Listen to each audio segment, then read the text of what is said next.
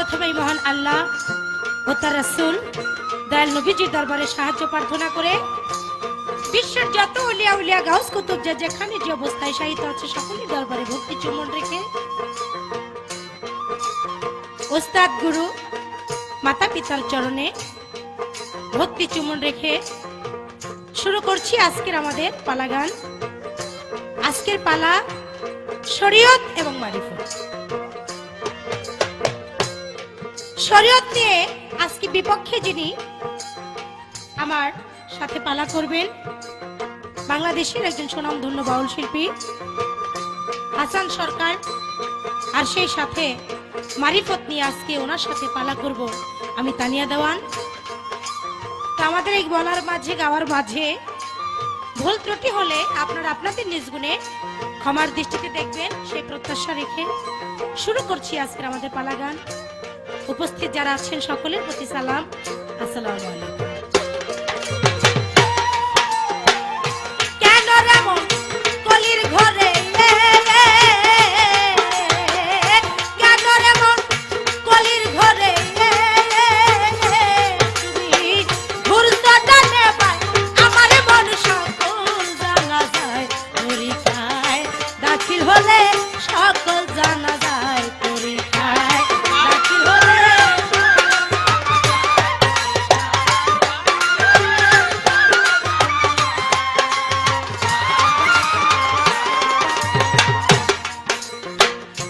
আমার রাসূল বলেন শরীয়ত হলো আমার বাক্য এবং আমার আদেশ, আর তরিকত হলো আমার কর্ম, হাকিকত হলো আমার উচ্ছ্বাস ও উদ্দেশ্য, আর মারিফত হলো গিয়ে আমার পরিচয়। বা মারিফত অর্থ হচ্ছে আল্লাহর পরিচয় এবং আল্লাহর দর্শন করা, রূপ দর্শন করা, এই হচ্ছে আমার মারিফত। তাই আমি সর্বপ্রথমে আমি আমার এই গানটি দিয়ে আজকের এই পালাটি শুরু করলাম। কেন রে মন কলির ঘরে, কেন রে মন কলির ঘরে তুমি ঘুরছো ডানে বাই, আমার মন সকল জানা যায় পরীক্ষায় দাখিল হলে, সকল জানা যায় পরীক্ষায় দাখিল হলে।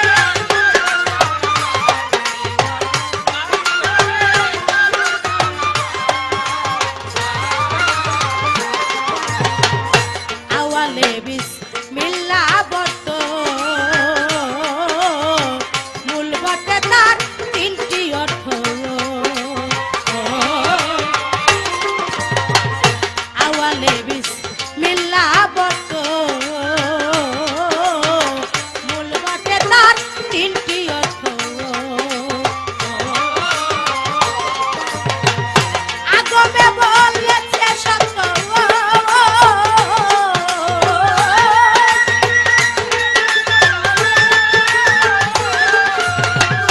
আগমে বলেছে সত্য, সে ডুবে যেতে হয়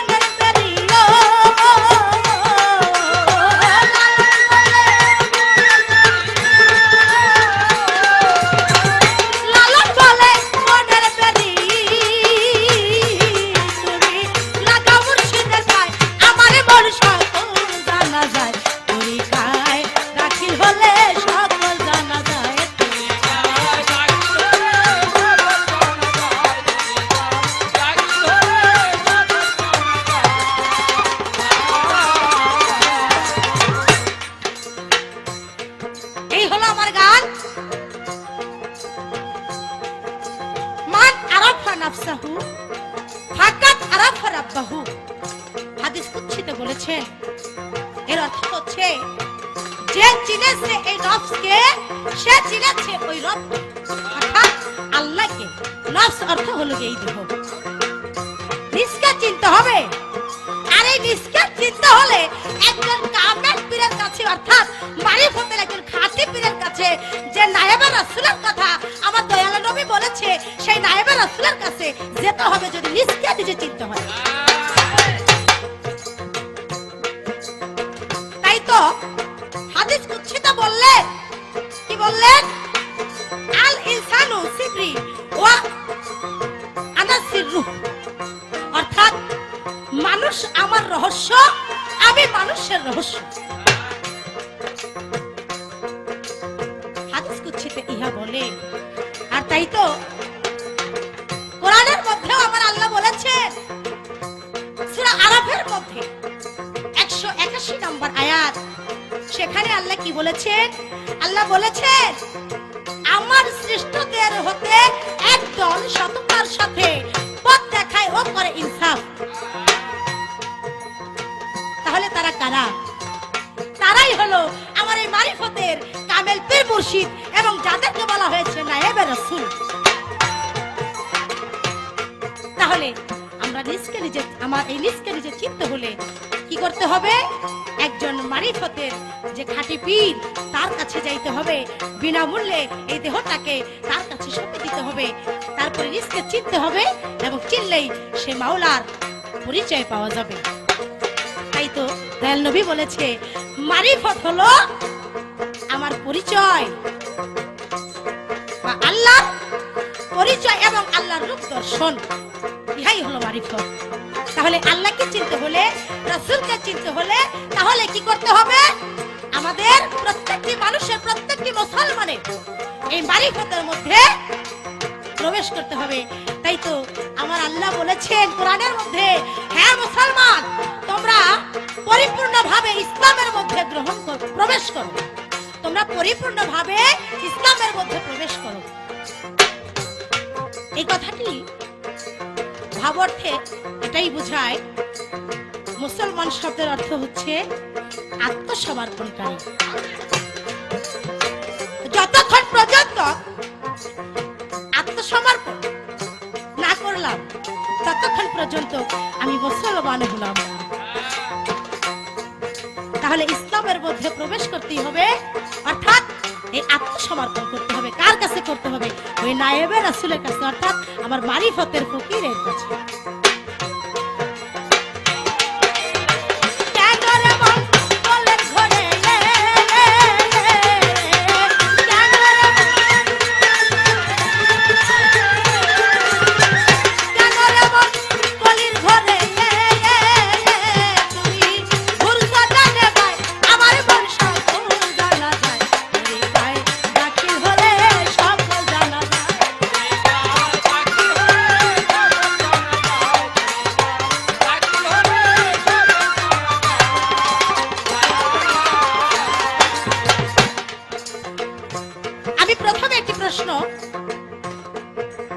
আমি আমার প্রতিপক্ষকে করতে চাই।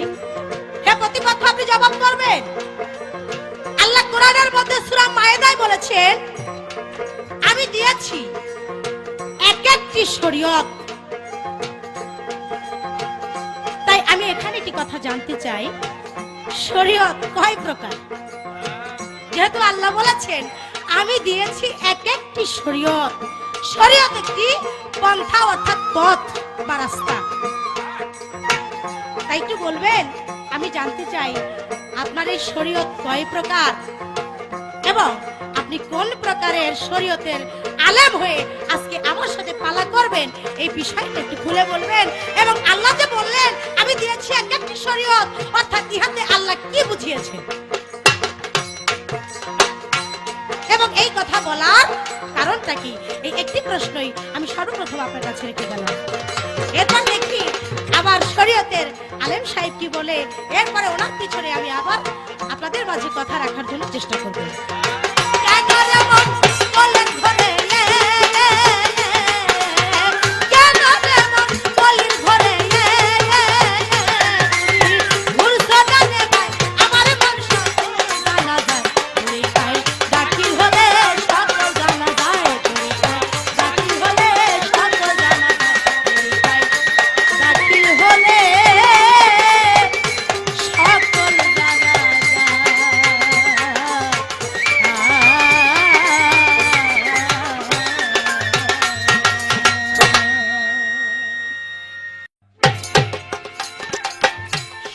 সর্বপ্রথম আমি মহান আল্লাহকে স্মরণ করে তার সাথে তার পিয়ারা হাবিব হযরত মুহাম্মদ সাল্লাল্লাহু আলাইহি সাল্লামকে স্মরণ করে, যিনি রহমত স্বরূপ পৃথিবীতে এসেছেন।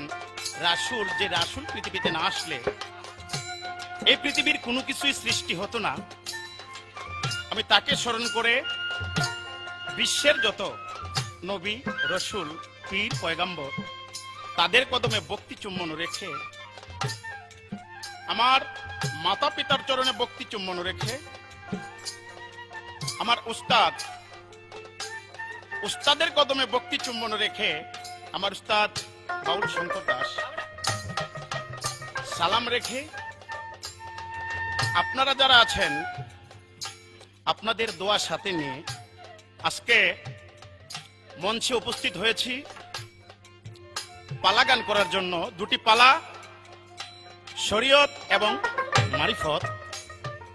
তা আমার সাথে যিনি পালা করতেছেন, বাংলাদেশের সুনাম ধন্য গায়িকা তানিয়া দেওয়ান, উনি আছেন মারিফতের ভূমিকায়, আর আমি অদম হাসান সরকার শরীয়তের ভূমিকায়।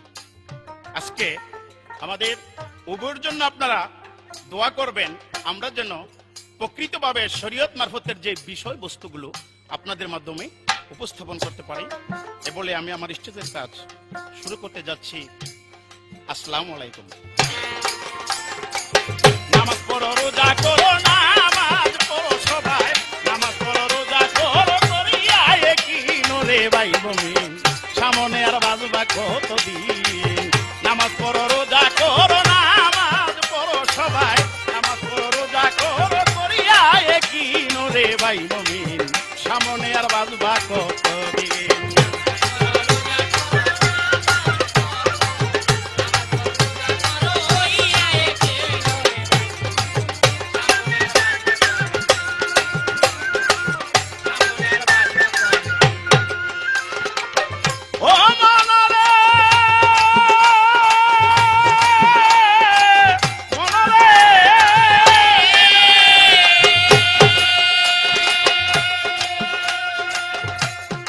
শিশুকালে মায়ের কুলে ছিলাম রে না বুঝ, আমি কান্না করলে মায় মুখে দিত মায়ের স্তনের দুধ, আবার দুধ খাইয়া পেট ভরিলে হইয়া থাকতাম চুপ।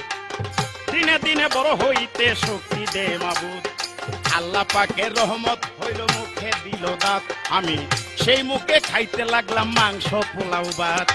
আরো কত খাইলাম আল্লাহ তোমার নিয়ামত, আমার প্রতি ছিল তোমার এতই মোহাব্বত। এত কিছু পেয়ে আমি,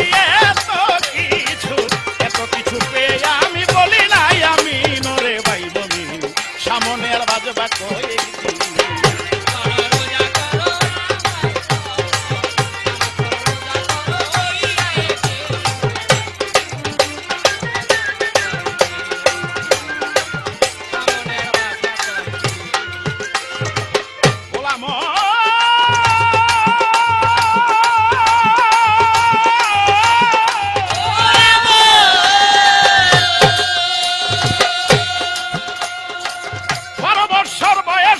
নামাজ রোজা ফরজ, নামাজ রোজার প্রতি আমার ছিল না গরজ। রঙ্গিন এই দুনিয়া পেয়ে তোমায় গেছি বলে আমি রঙ্গে ডঙ্গে দিন কাটাইলাম বন্ধু মহলে। আরো কত করলাম আমি যৌন অত্যাচার, মুরব্বীদের সাথে করলাম দুর্ব্যবহার। ভালো পথে মন চলে না, মন্দ পথে চলে, একদিনও নোয়াই নাই মাতা তোমার চরণ তলে। আমার দিন গেল বলে মারে, দিন গেল আমার, দিন গেল বলে মারে, হইয়া তুমি নরে ভাই বমি, সামনে আর বাজবা কয়েকদিন।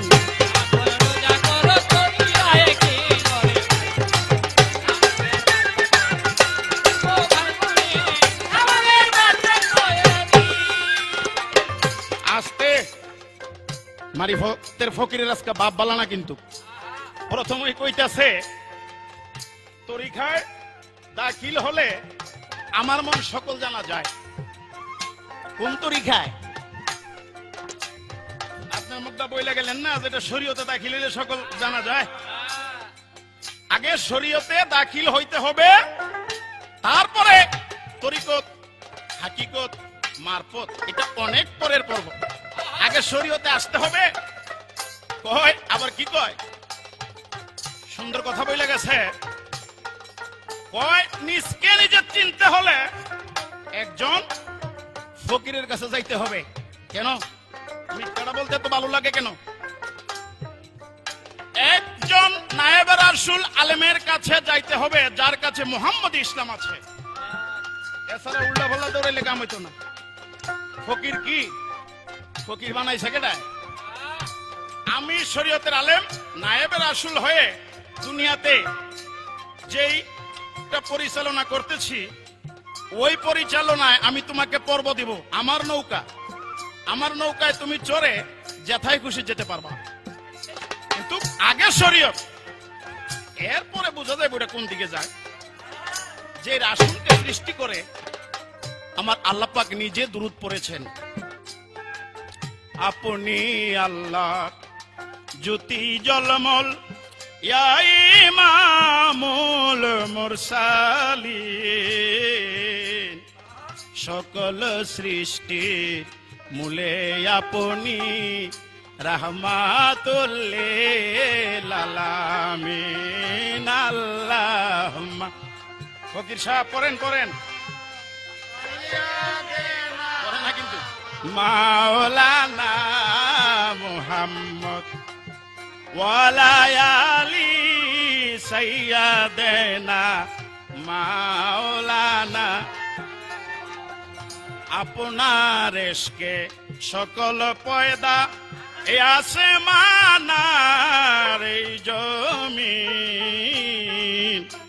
পড়েন দুরূদ ফেরেশতাদের নিয়ে স্বয়ং রাব্বুল আলামিন।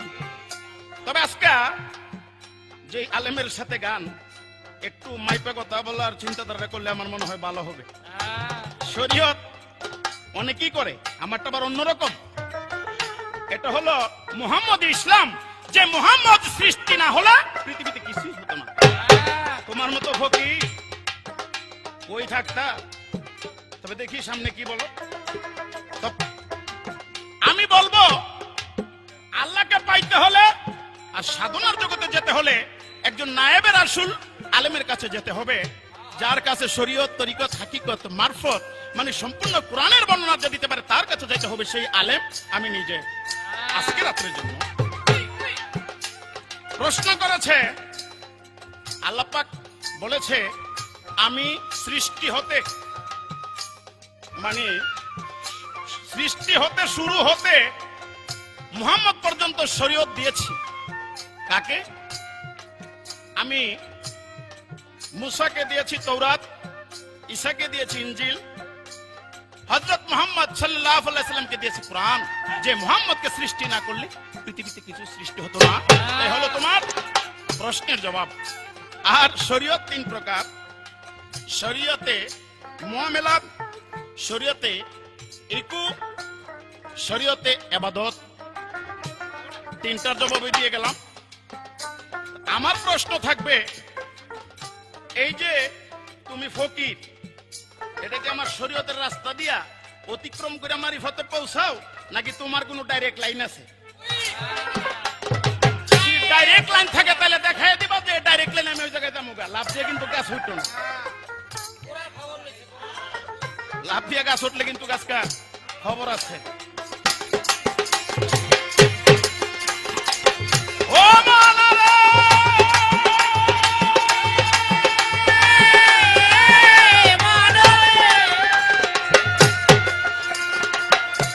আমার জন্মদাতা মাতা পিতায় করাইলো সংসার, হঠাৎ কইরা জমে উঠলো রঙ্গেরই বাজার।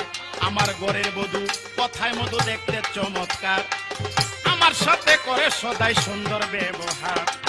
দেশ বিদেশে ঘুরলাম কত সংসারের লাগিয়া, আমি টাকা পয়সা কামাই করলাম কষ্ট করিয়া। ছেলে মেয়ে মানুষ হবে, থাকবে তারা সুখে, সুশিক্ষিত হবে তারা, দেখবে দেশের লোকে। ছেলে মেয়ে মানুষ হইল, আমি হইলাম বুড়া এখন, আমি কিছু কইতে গেলে মন্দ বলে ওরা। ছেলে মেয়ে মানুষ হইল, আমি হইলাম বুড়া এখন, আমি কিছু কইতে গেলে মন্দ বলে ওরা, কোথায় গেল দেহের শক্তি, কোথায় রে যৌবন, এখন বুঝি রাসূল বিনে কেহ নাই আপন। কোথায় গেল দেহের শক্তি, কোথায় রে যৌবন আমার, এখন বুঝি রাসূল বিনে কেহ নাই আপন। সরকার হাসান তাই কয় বাদিয়া হাসান, হাসান তাই কয় রাসূল সেদিন হইয়েন বিলীন রে ভাই মমিন।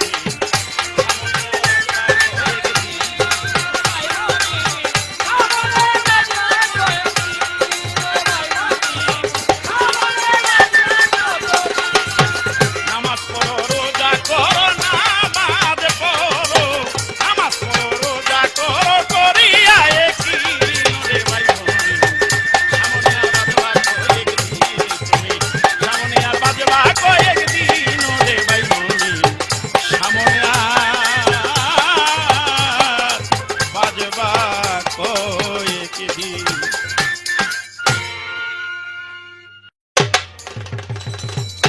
নামাজ পড়ো, রোজা করো, ওরে ভাই মমিন। এই হলো তার গান। আমি বুঝলাম না উনি এই গানটা কেন করলেন। উনি কি এটাই বোঝাতে চেয়েছেন যে আমি নামাজ পড়ি না, রোজা করি না? ইহাই বলতে চেয়েছে উনি? দেখেন, আমি নামাজ পড়ি, আমি রোজা রাখি, তবে আপনার চেয়ে আমার কায়দাকরণটা, আমার যে নিয়মটা, আমার যে করার যে বিষয়বস্তুটা, সেটা একটু আলাদা, ব্যতিক্রম। সেটা কিরকম? আমি আপনারা রোজা রাখেন, ভোর রাত্রে সেহরি খান, সারা রাত দিন আর খান না। মাগরিবের যে সময়টা যখন হয় তখন আপনারা খেয়ে থাকেন, সেটাকে আপনারা ইফতারি বলে থাকেন। আর আমি মারিফাতের ফকির, আমি রোজা রাখি। কিভাবে রাখি জানেন? আমি রোজা রাখি নফস রোজা। নফস অর্থাৎ দেহ, আমার এই প্রতিটা অঙ্গের, অঙ্গ প্রত্যঙ্গের রোজা আছে। ইহা হলো আমার মারিফতের রোজা, ইহা আমি করে থাকি। নামাজ, নামাজের কথা আপনি বলেছেন, আপনি কি জানেন? আপনি যদি এই কথাটা জানতেন তাহলে আপনি এই কথা বলতেন না। আপনি শুনে নেন আমি কি বলতেছি। তানিয়া দেওয়া ধ্যান যোগে দিলের নামাজি, ইহা উক্তিয়া নামাজ হতেও শ্রেষ্ঠতর। আপনি কি বুঝলেন? তাহলে আমি নামাজ পড়ি, কোন নামাজ পড়ে থাকি? আমি ধ্যান যোগে দিলের নামাজ পড়ে থাকি। নামাজ তো পড়েন, একটা গান গাই, গানটা একটু বসে বসে শুনেন। আমার এই গানটাই কি বলি? মানুষ নিয়ত বাদগা, মানুষ মক্কা পানে, নিয়ত বাদগা, মানুষ মক্কা পানে, পড়গে নামাজ জেনে শুনে, পড়গে নামাজ জেনে শুনে, পড়গে নামাজ জেনে শুনে।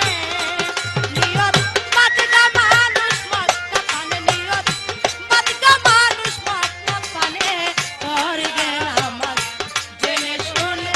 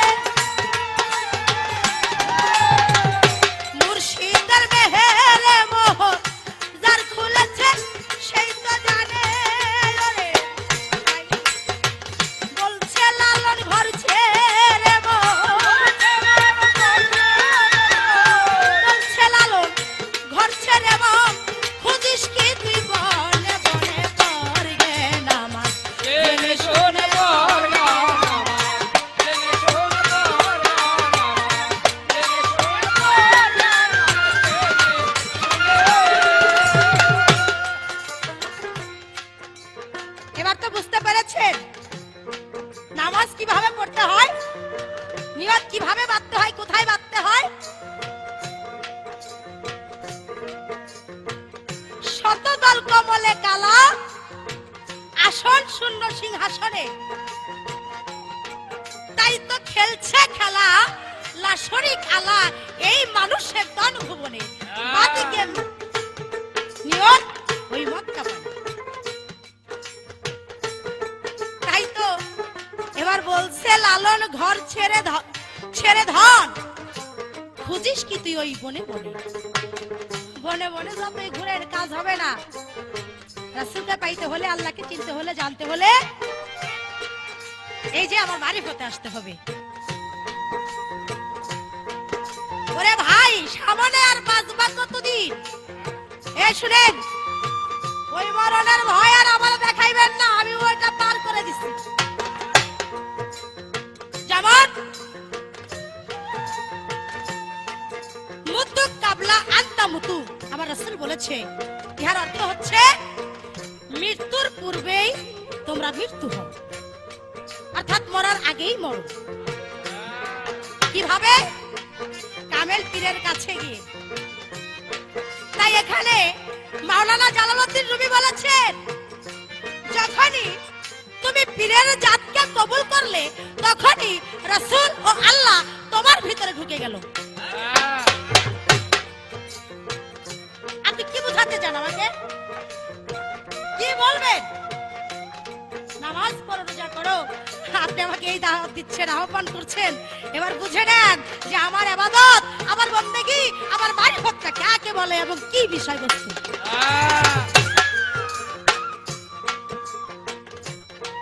তাই তো আল্লাহ কোরআনের মধ্যে 114টি সূরা দিলেন। তার মধ্যে একটি সূরার নাম হলো সূরা আলে ইমরান। এই আলে ইমরানের মধ্যে 169 নম্বর আয়াতের মধ্যে আমার আল্লাহ বলেছে, কি বলে? যারা আল্লাহর রাহে হত্যা হয়েছে, কখনো তোমরা তাদেরকে মৃত গুমার করিও না। তারা তাদের রবের দৃষ্টিতে জীবিত এবং তারা আল্লাহ হতে হয়ে থাকে রিজিক প্রাপ্ত। এখন আপনি আমাকে কি মরার ভয় দেখাবেন বলেন? আমি তো মরেই আছি। আপনি যে মরার ভয় দেখাচ্ছেন, ওই মরায় আমাকে ভয় দেখিয়ে কোনো লাভ হবে না। ওই মরা আপনার জন্য।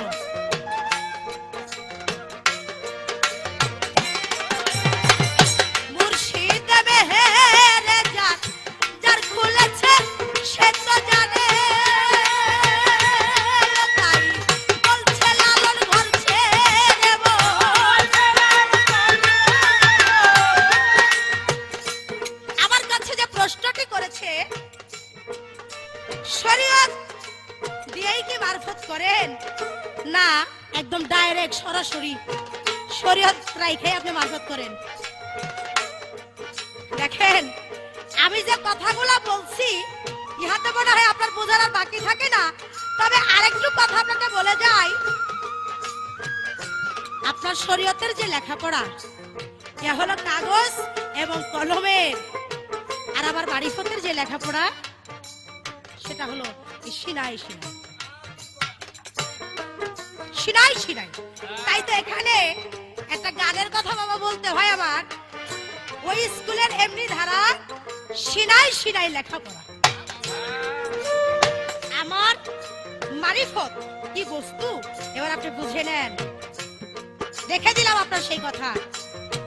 এবার আপনার কাছে আমি একটি প্রশ্ন করি, আপনি জবাব করবেন। নামাজের কথা যে বললেন, নামাজ সম্বন্ধে একটু জানাবেন। নামাজ কয় প্রকার, কয় ভাগে বিভক্ত? এই ছোট্ট একটি কথা রাখলাম। আপনার যে নামাজের কথা বললেন, ইহা কয় প্রকার, কয় ভাগে বিভক্ত? বাবারে, একটা কথা যে বললো, খুব খারাপ লাগলো কথাটা শুনে। কথাটা কি? রাসূল না হইলে মারফত পাইতেন না। এই মিয়া, এরকম কথাবার্তা বলেন যে আপনি কি শরীয়ত পাইতেন? শরীয়ত না, মারফত না। আপনি কি আসতেন দুনিয়ার মধ্যে? আসতেন? তাইলে রাসূল না আসলে যে কিছুই আসতো না সেটা আলাদা জিনিস। এটা মারিফাতার সম্পর্কে শরীয়তের এটা নিজস্ব কোনো বিষয়বস্তু না, এটা সারা বিশ্বের জন্য। তাই তো আমার আল্লাহ কোরআনের মধ্যে বলেছেন, হে রাসূল আমি এই বিশ্বের জন্য আপনাকে রহমত স্বরূপ প্রেরণ করেছি। ইহা আপনার শরীয়তের আমার মারফতের সব বিষয়বস্তুর উপরেই। নিয়ত বাদিকা মানুষ মক্কা পালে, নিয়ত বাদিকা মানুষ মক্কা পালে, জেনে শুন পড়বে নামাজ, জেনে শুনে। যাক, মোটামুটি সাহস কম না। এবার যেভাবে বইলা গেছে শোনায় পরগা নামাজ জেনে শুনে, তো নামাজ জেনে শুনে পড়তলি তো আলেমের কাছে যাইতে হইব নাকি আলেম ছাড়া ব্যবস্থা আছে? কত জাতের ফকির দেখছি, এর মধ্যে মন তেরা ফকির দেখছি না। মাপ চাও আল্লাহর দরবারে, মাপ চাও যে ভুল কইরা গেছো। ও না জানিয়া কত গুনাহ কইরাছি, মাফ করো মাফ করো গো মাওলা ইলাহি। যে ভুল কইরা গেছো পরগা নামাজ জেনে শুনে, তোমার মুখ দিয়ে কইতেছো জেনে শুনে পড়তে, তাহলে এটা কি মারিফতের ফকিরের কাছে গেলে কি সূরা কেরাত আয়াত এটা কি জানা যাবে? হ্যাঁ কইতাছে আমি ধ্যান যোগে নামাজ পড়ি। বাহ, ধ্যান যোগে আবার কেমন নামাজ? আরে তুমি ধ্যান যুগে পড়ো, যে যুগই পড়ো, কিন্তু আমার মতো একজন আলেমের কাছে আগে যাইতে হবে, শিখতে হবে, এরপরে পড়তে হবে। ধ্যান যুগে নামাজ নাই। ধ্যান যুগে কি আছে জানো? দরবারে গিয়া সাইডে ওই বাবার কাছে, বাবা তো কি জানে না জানে এটা জানার দরকার নাই, ওই সিনাই সিনাই লেখাপড়া শিখে লেগে আবার গেছে, সিনাই সিনাই লেখাপড়া নিবে। যাই মানে বাবাই কইতাছে জিকির করো। কেমন? এক ধরনের জিকির তুইলা দিছে, এবার কয় ফায়েজ দিতে হইব। মানে ফায়েজ দিতে গেছে এতে কিছুদিন পরে সামনে দা বাইরে গেছে গা, মানে উপর দিকে যাইতেছে গা, এবার জিগাইতেছে কি হইছে কি গো? কিছুদিন আগে দেখলাম মাজারে বালা অনে দি, সামনে আবার বালার জায়গাত কালা হয়ে গেছে গা, কয় বাবাই ফায়েজ দিছে। তো সিনাই সিনাই যদি লেখাপড়া করতে হয় তাহলেও একজন শরীয়তের আলেমের কাছে যেতে হবে, যাই শরীয়তের আলেম। মারিফতের ফকির কি ডাইরেক্ট হয়ে গেছো গা? ডাইরেক্ট রাস্তা? তুমি আগে রাস্তায় ওঠো, এরপরে গাড়ি চালাও, এরপরে যেই দিকে মনে চায় সেদিকে যাও, সেটাই হলো আমার রাস্তা। শরীয়ত আগে আমার কাছে আসতে হবে।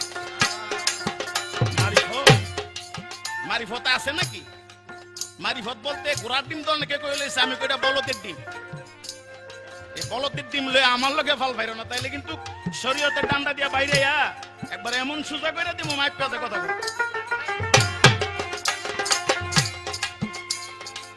তবে মোটামুটি সাহস কম না।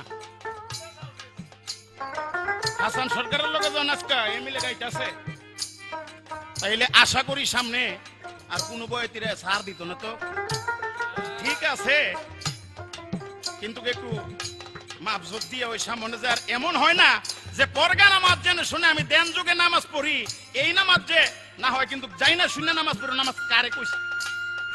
নামাজের পথে যাই। আর যদি নামাজ পড়তে ভুল হয় তাহলে আমার জিগায় নামাজ দেখাই দিয়ে নামাজ কারে কয়, কয় প্রকারের নামাজ এবং কি কি।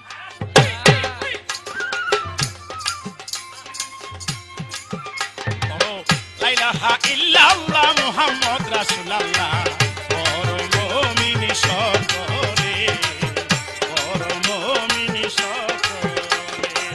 লা ইলাহা ইল্লাল্লাহ মুহাম্মদ রাসূলুল্লাহ, পরম মুমিন সকলে, পরম মুমিন সকলে। আল্লাহ বিনে মাবুদ নাই, কুরআনে প্রমাণ পাই, তয়ব কলেমায় গিয়াছে বলে।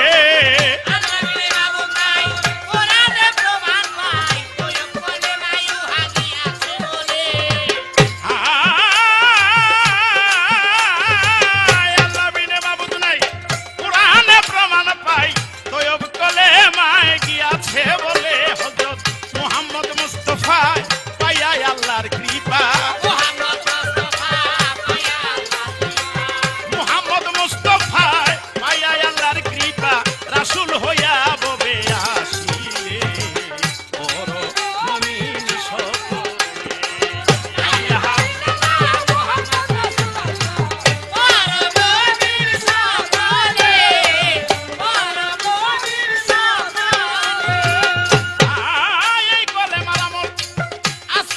বিশ্বাস বল বয় নাই তার কোন কালে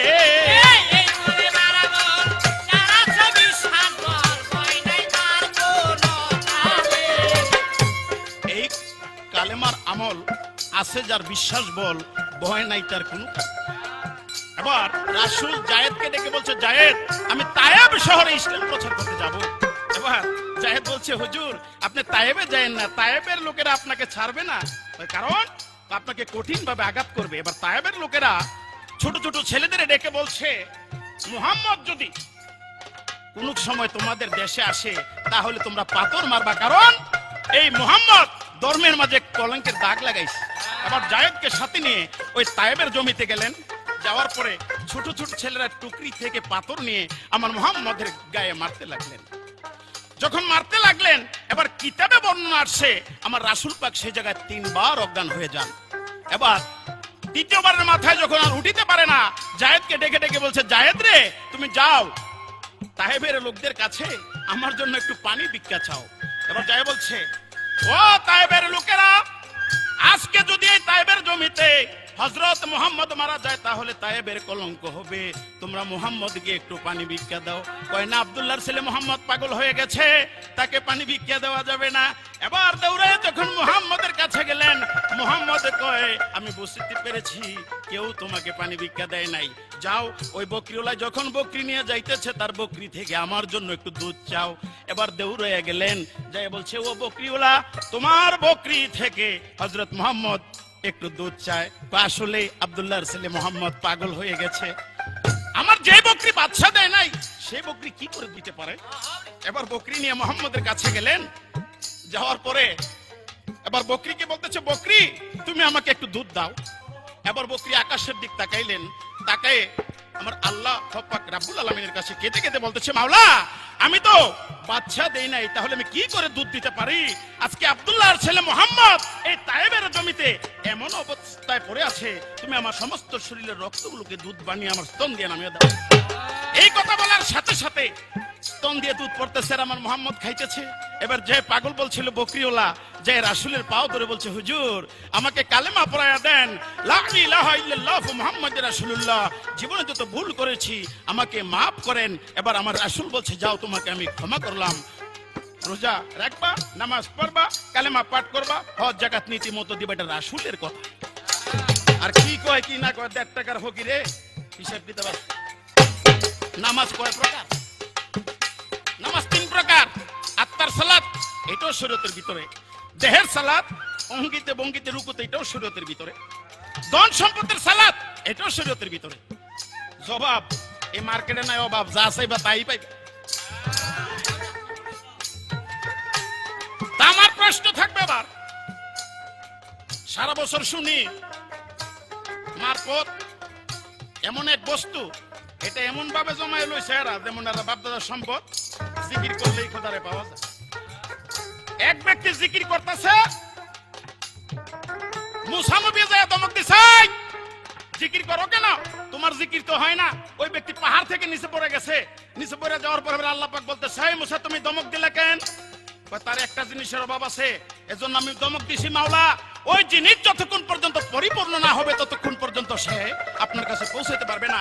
তা আমার প্রশ্ন, সেই জিনিসটাকে একটু বুঝাইয়া কয়ে দিলে আশা করি আমি না শ্রোতা যারা আছে শুনে শান্তি পাবে, আর গানটাও পরিপূর্ণ ভাবে ভালো হবে।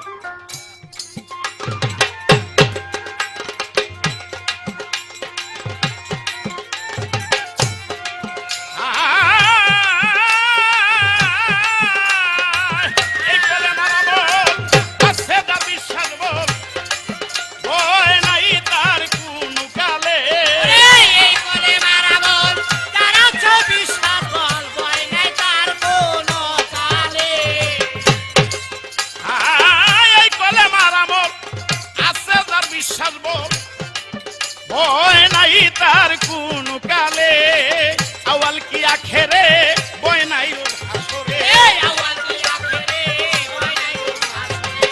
আওয়াল কি আখেরে ভয় নাই রোজ হাসরে, নূরের জ্যোতি ফুটিবে তার কপালে, বড় মুমিনি সকলে।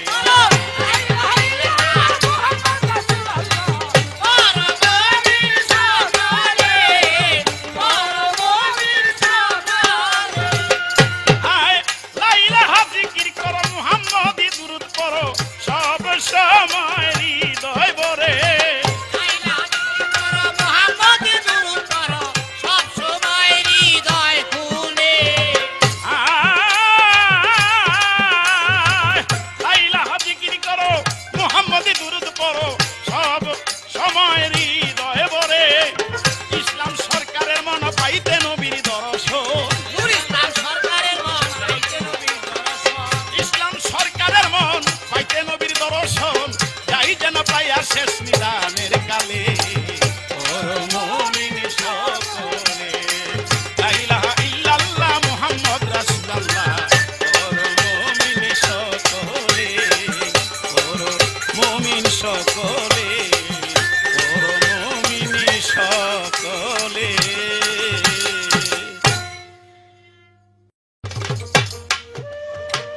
বাবারে একটা কথা বলতে হয়, না বললে এখন আর চলছে না।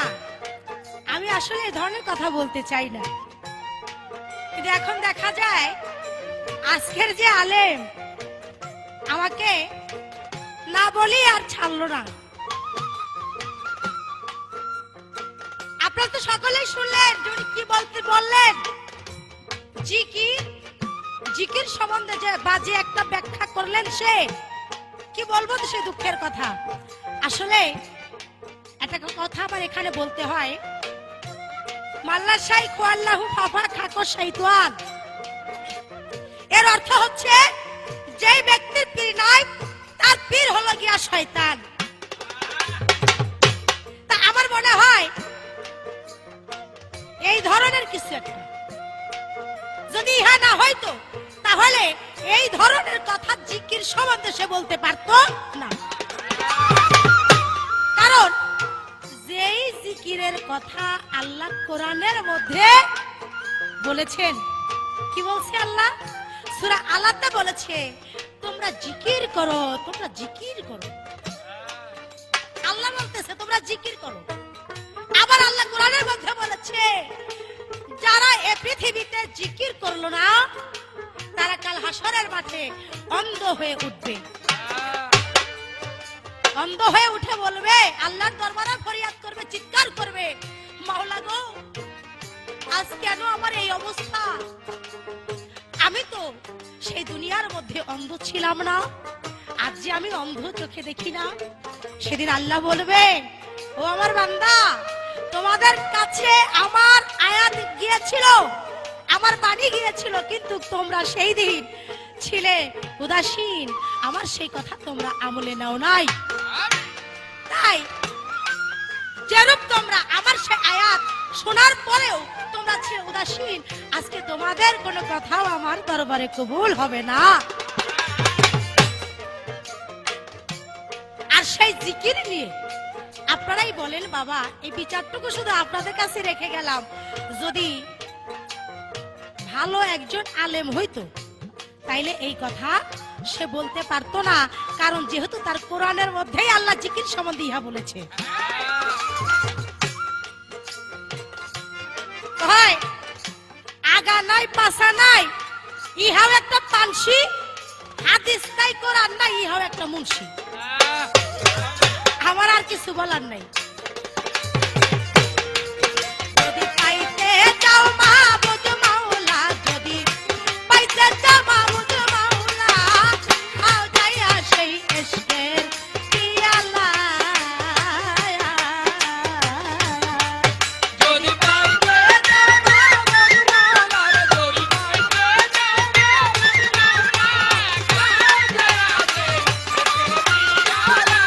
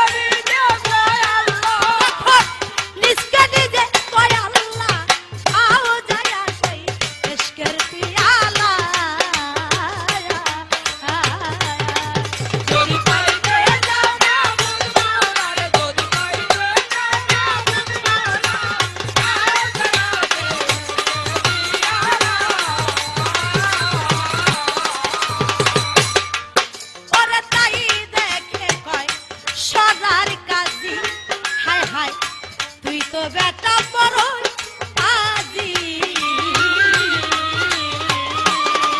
করে তাই দেখে পায়ে সরার কাজী হায় হায় তুই তো বেটা বড়ই আজি সুরের চামড়া খুলিয়া মাংস দিল জ্বালাইয়া সুরের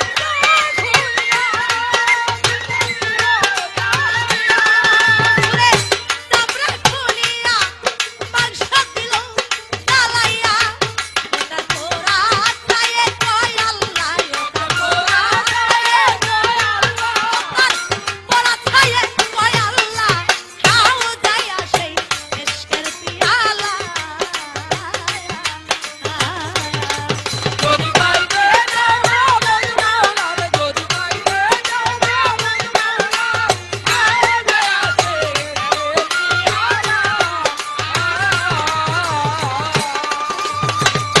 যে মজলো মাওলার পীরের কাছে ওরে যে মজলো কামে পীরের কাছে ও সে থাকে না এক লোক সমাজে এভাবে যে মজলো কামে ওই পীরের কাছে এভাবে থাকে না এক লোক সমাজে অতি গহর পাগলাই কয় হচ্ছে তোর মেলা কইয়া যায় অভি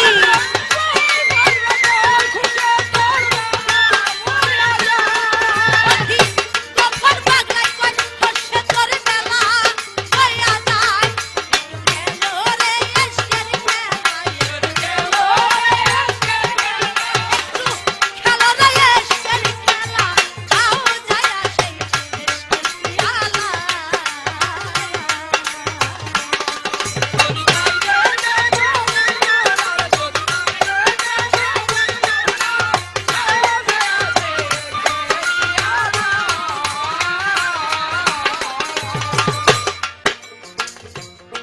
একটা কথা এ ফকির শরীয়তে ডান্ডা মেরে গোলাম একেবারে সোজা করে দিব আমার শরীয়তে ডান্ডা মারবে বাবা বলেন তো আপনারা ইহা কি ওনার মুখে বলা সাজে আমি বলবো সাজে না কারণ আমার আল্লাহ কোরআনের মধ্যে বলেছে ধর্মে কোনো জবরদস্তি নাই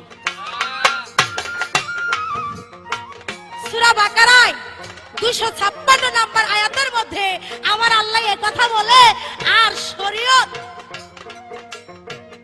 শরীয়ত গিয়ে আমাকে বলতেছে ভাই ডান্ডা মাইরা একেবারে সোজা করে দিব ওই মিয়া দুগা দাড়ি রাখলে একটা কিছু হওয়া যায় না ছাগলের মুখে দুগা দাড়ি থাকে একজন আলেম হইতে হইলে একজন মাওলানা মুন্সি হইতে হইলে তার কোরআন হাদিস সম্বন্ধে একটু জ্ঞান থাকতে হয় আমার মনে হয় ওই সম্বন্ধে জ্ঞান নাই বাবা যদি থাকতো তাইলে এই ধরনের কথা বলতে পারতো না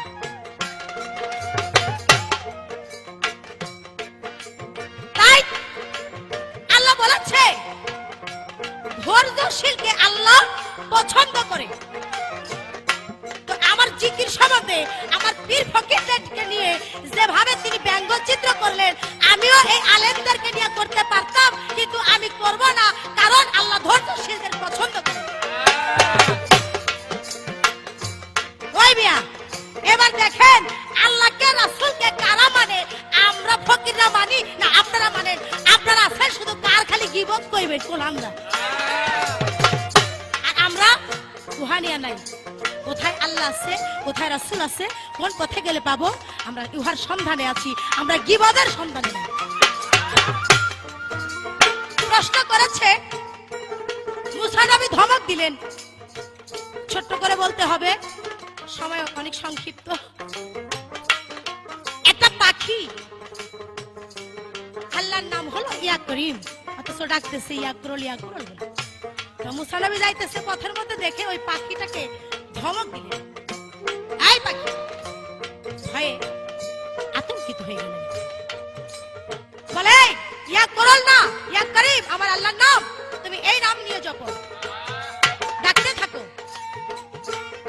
বলে চলে গেলেন আল্লাহর সাথে সওয়াল করার জন্য। আল্লাহ বলতেছে, হে মুসা নবী, তুমি কি করে আসছো? ভাই কেন? ওই পাখিটাকে যে তুমি নাম শিখাই দিয়ে আসছো, ওই পাখি তো এক করিমও ভুলে গেছে, এক করলও ভুলে গেছে, এখন তো মাটির মধ্যে ঠুকরাইতেছে আর আশ্রাইতেছে, ওর প্রাণ পাখি উড়ে যায় যায় অবস্থা। কারণ ও যে নাম ধরেই ডাকুক না কেন, ওই নামেই আমি আল্লাহ খুশি ছিলাম, কারণ ওই নামের মধ্যে যে প্রেম ছিল। তাই আল্লাহকে ডাকলে ঠিক ওভাবেই ডাকতে হয়। আর মুসা নবী ধমক দিয়েছিল, ওর ওই প্রেমের যে ডাকটা, সে ডাকটা সে অনুভব করতে পারেনি, তাই তাকে ধমক দিয়েছিল। এবার ছোট্ট একটি প্রশ্ন করে আমি বিদায় নিচ্ছি। আপনি কালেমার কথা বলেছেন, একটু জবাব করবেন। হাজার হাজার বার কালেমা পড়লে তবুও সে ব্যক্তি কাফের। কালেমা পড়লেই মুসলমান হওয়া যাবে না। আমি শুধু জানতে চাই, এই কালেমা কিভাবে পড়লে মুসলমান হয়, আর কেন হাজার বার সে কালেমা পড়লো তবু সে ব্যক্তি কাফের কেন? এই ছোট্ট একটি কথা রয়ে গেল, আশা রাখি সুন্দর করে বুঝিয়ে দিবেন। যদি পাইতে চাও মাবুদ মাওলা, যদি পাইতে চাও মাবুদ মাওলা, আও যায়া সেই ইশকের পিয়ালা। যদি পাইতে চাও মাবুদ মাওলা, যদি পাইতে চাও মাবুদ মাওলা, আও যায়া সেই ইশকের পিয়ালা।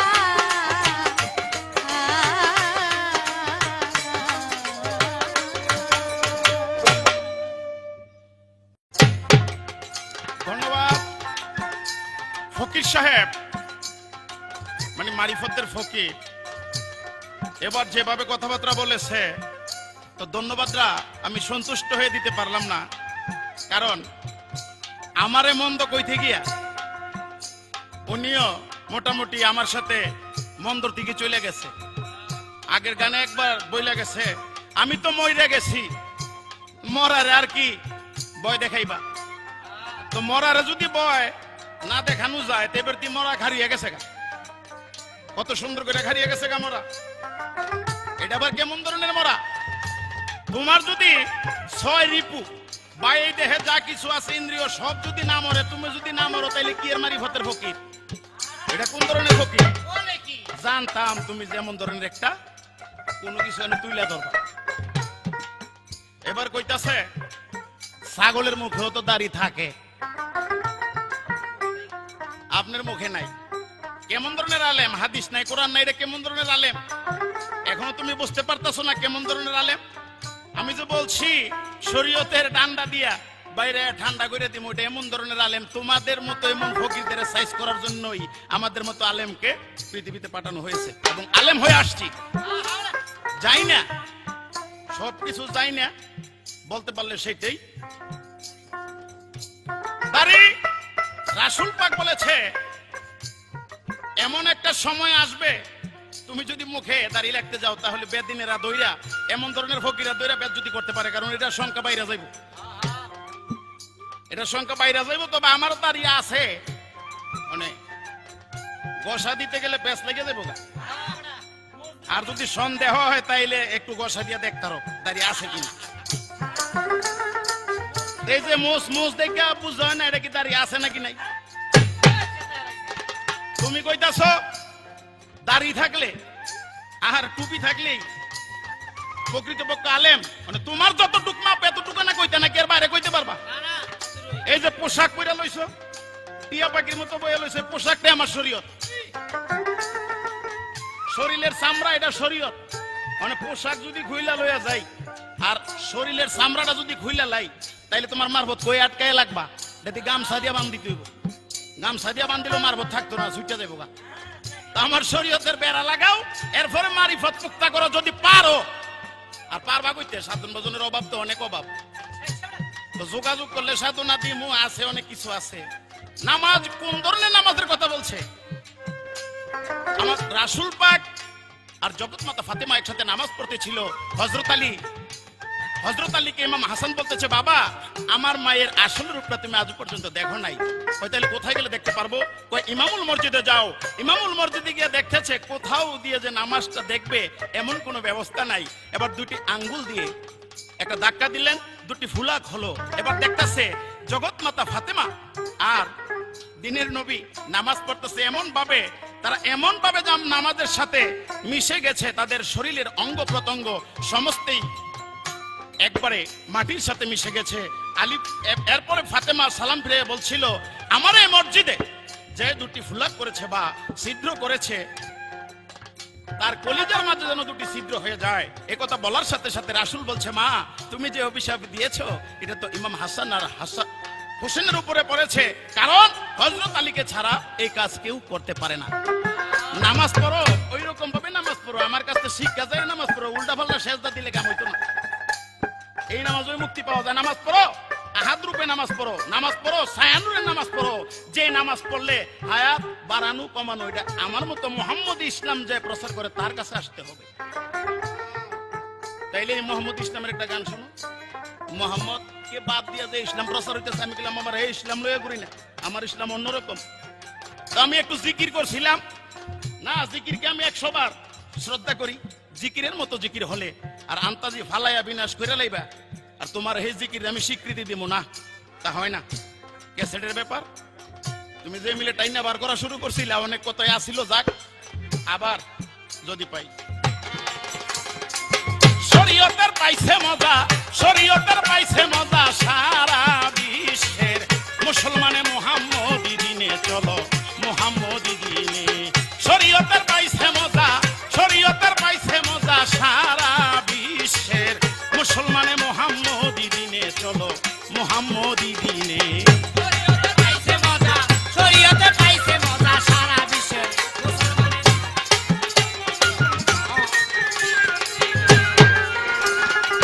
পাটাই আছে শান্তির বাণী, আপে আল্লাহ কাদের গনি, ধন্য হলো এই ধরনী দিন পরি ইনসানে।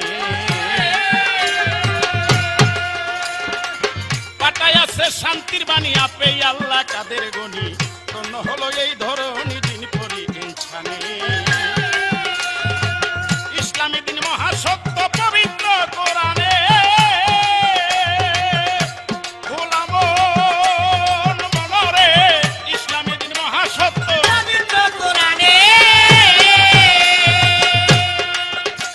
আরে কেউ পাবে না খোদার দিদার, পাবে না খোদার দিদার, কেউ পাবে না খোদার দিদার, মুহাম্মাদুর রাসূল বিনে, মুহাম্মদি দিনে চলো, মুহাম্মদি দিনে।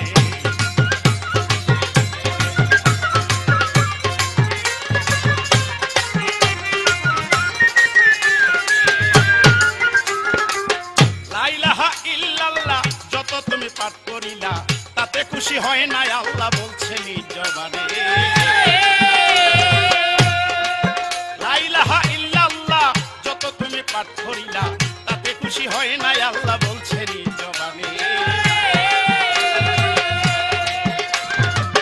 মুহাম্মদ নাম বাদ দিয়াছে বেঈমান বেদিনে, গোলাবো মনরে, মুহাম্মদ নাম বাদ দিয়াছে।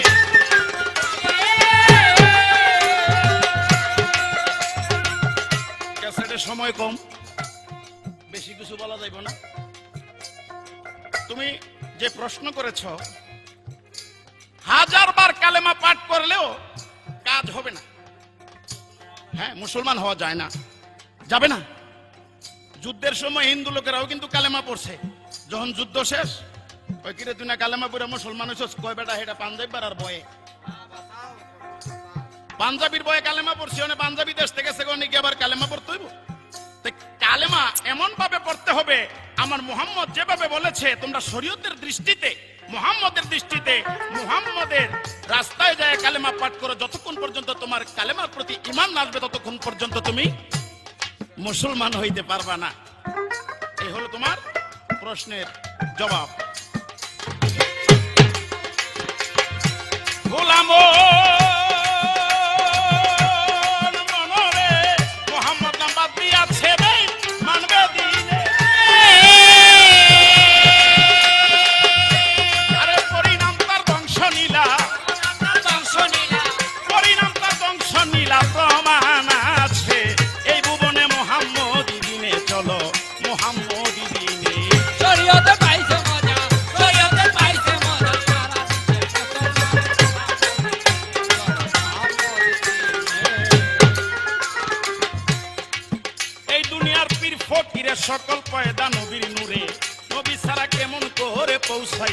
পারে। এই দুনিয়ার পীর ফকিরে সকল পয়দা নবীর নূরে, নবী ছাড়া কেমন করে পৌঁছাবি এই পারে।